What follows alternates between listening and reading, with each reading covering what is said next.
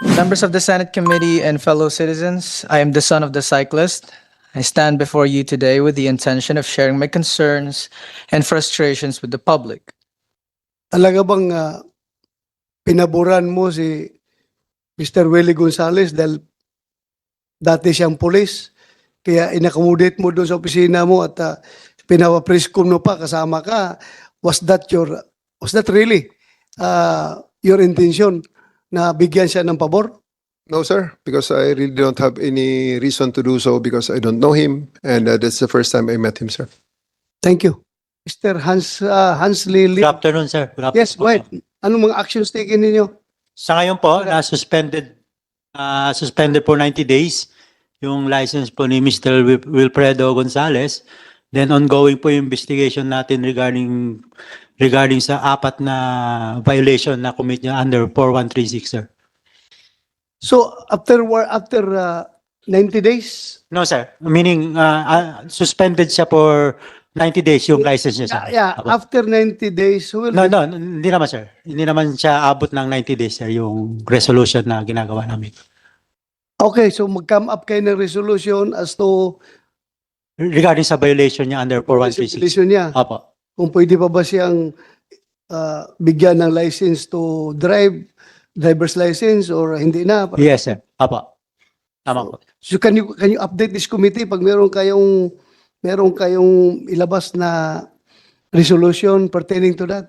Yes, sir. Bigyan niyo We kami will, sir. para updated kami. Okay? Yes, sir. We will po. Maraming salamat. Thank you, sir. Ilang cases na ba ang just like the case of Willie Gonzales? Ilang cases na Apat po siya, sir. No? Yung disregarding traffic Hindi. side.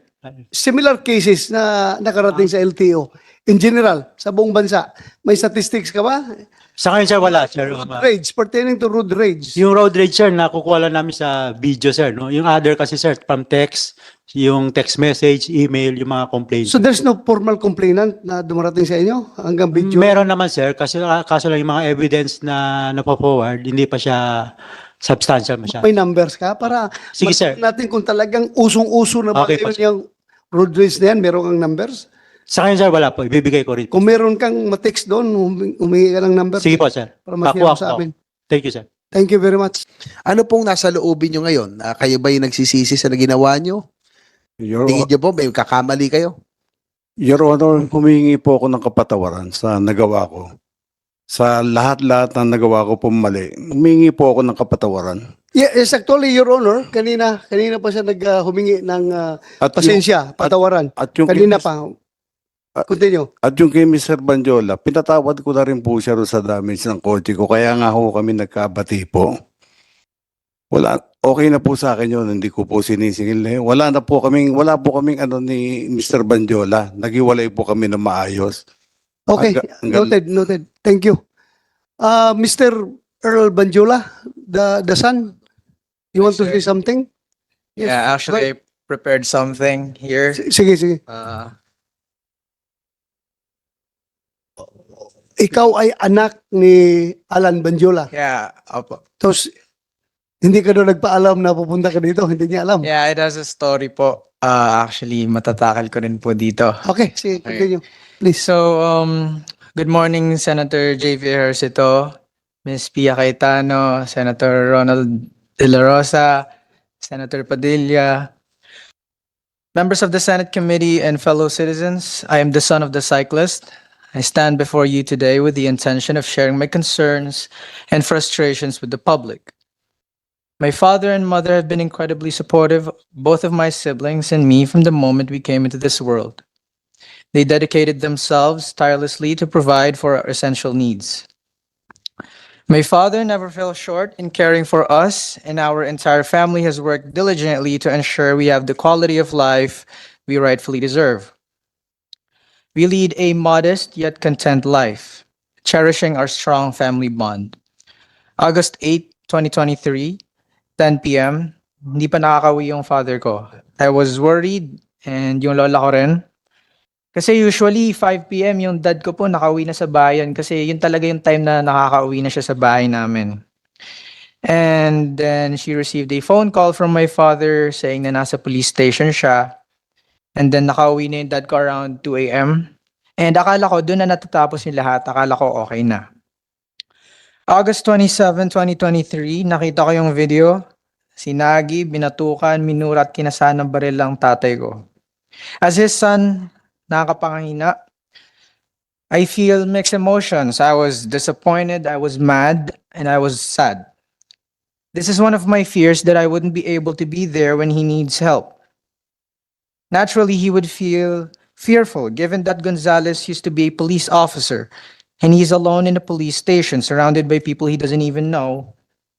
And sino nga naman talaga yung dehado doon? Of course, my father.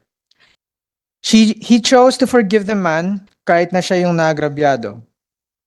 I chose to speak with Attorney Fortune after seeing his post because I wanted him to motivate my father to take legal actions against Gonzalez.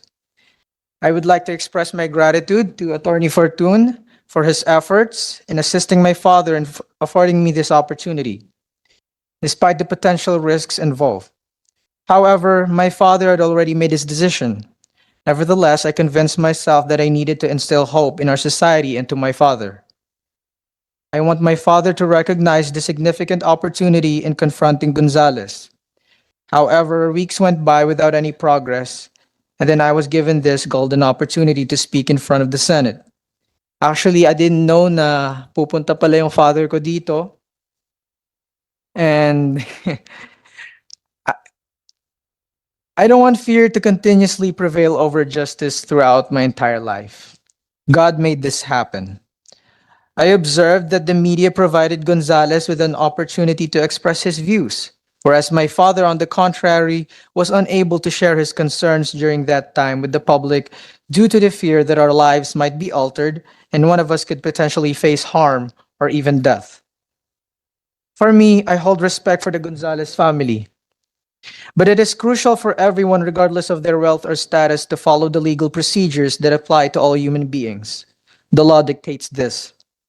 And resorting to threats and abuse of power should not be the approach. This is the standard process when someone is caught or has committed wrongdoing. They should express remorse, perhaps shed tears, because they have been apprehended. But what if the video had never come to light in the media? What would have transpired then? One should anticipate the repercussions of their actions. For my father, I know he's mad at me. Hindi ko alam ang magiging desisyon mo. But as your son, nire-respeto kita sa desisyon na gagawin mo. Actually, he doesn't want me to be here because he fears that baka anong mangyari sa akin or to my brothers and sisters or even our family. But I want to man up. I want to show courage. I'm still grateful that you showed us that you care for us. And I'm grateful that you are my father. Either you want to forgive him or not, I want to make sure you understand that whenever an opportunity arises or a significant societal shift occurs, it's crucial to take advantage of it. This action will help safeguard the well-being of future generations. To our senators, it is their responsibility of each and every person in the government to prove that it isn't, that our justice system is not flawed. They have to prove it. They have to defend the underprivileged and vulnerable. We exist in a society where the notion that mayaman lang ang may hustisya is becoming all too common, and I've grown wary of it. As a member of the younger generation, we are wary of this state of affairs.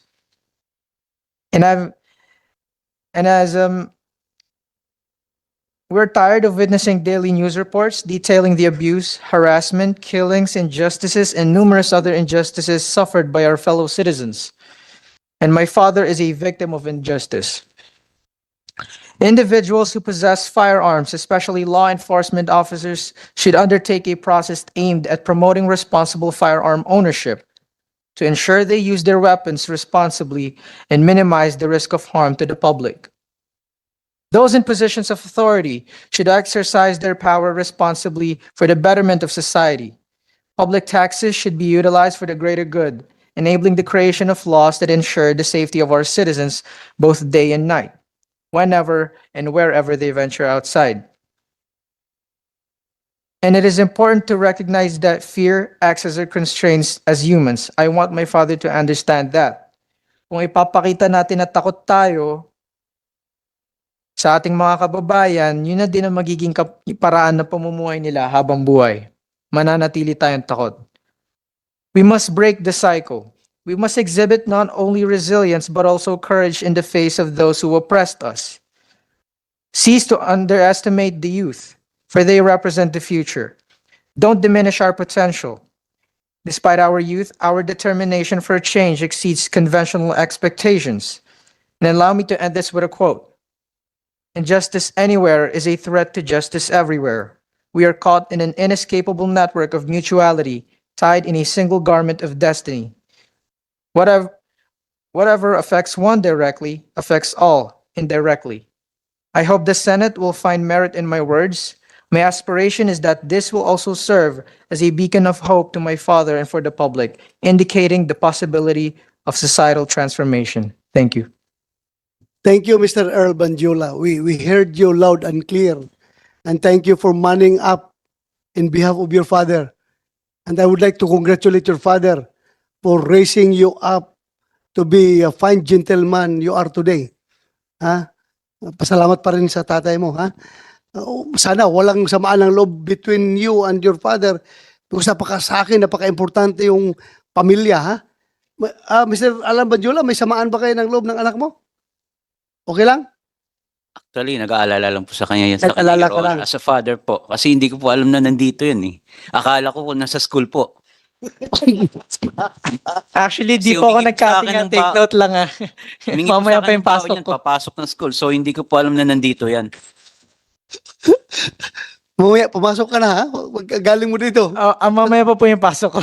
Ha? Mamaya pa? pa po, panggabi po ako. Okay, pero Mr. please, I am asking you ha. Please, huwag ka kahit na nakita mo na mukhang nakukulangan ka sa aksyon ng tatay mo, pero huwag kang sumama ng loob sa tatay mo ha. At Mr. Banjula, napaka-importante po yung pamilya. Kaya yung anak mo, intindihin po rin yan dahil you raise him up to be a very good person. Kaya siya nagsalita ngayon. Hindi ko Ha? po siya masisisi, Your Honor, Ay, kung hinahangaan niya si Atty. Raymond Fortun. Kasi magaling naman talaga abogado. Very Wala good. po akong magagawa sa sitwasyon na yan. Model niya. Naging model Mr. niya. Chair, Mr. Chair, Yes, pwede ba laman kung saan nag-aaral si Earl? sandali lang. I would like to acknowledge the presence of Senator Jingo Estrada. Pasensya ka na, Your Honor. Hindi Okay kita lang. recognize. Sorry for coming in late. Nag-attend ako ng isang hearing pa. Yeah, thank you, thank you. Saan ka nag-aaral, Earl? National University po. National University. From elementary to college? Hindi po, college lang po. Elementary? High school? St. Vincent de Paul Academy. Ano kinukuha mo? Civil Engineering. Civil Engineering sa NU. Because you have a good diction, ha? Okay. Sige. Salamat. Bakit? Mas maganda pang diksyon niya sa diksyon ko. Ikaw, Senator Jingo, you're implying something, ha? My diction is very Bisayanic, ha? Anyway, ganun talaga ang buhay. Hindi ako nakapag-aral sa private na school, kaya barangay school lang yung akin. But anyway, senador naman ako ngayon. Diba? Sino pang gusto magsalita? I would like to entertain. Andito na lang kayo. Pagbigyan ko kayo. Please raise your right hand para hindi ko na kayo in order. Baka may pre-prepare kayo. Pakinggan namin kayo habang andito kayo. Yes, lahat ng mga representative ng bike community, I will give you the floor. Sinong mauna? Para pakinggan namin kayo. Inibitahan namin kayo dito dahil alam namin very valuable yung contribution ninyo sa hearing na ito. Kaya please, pakinggan namin kayo.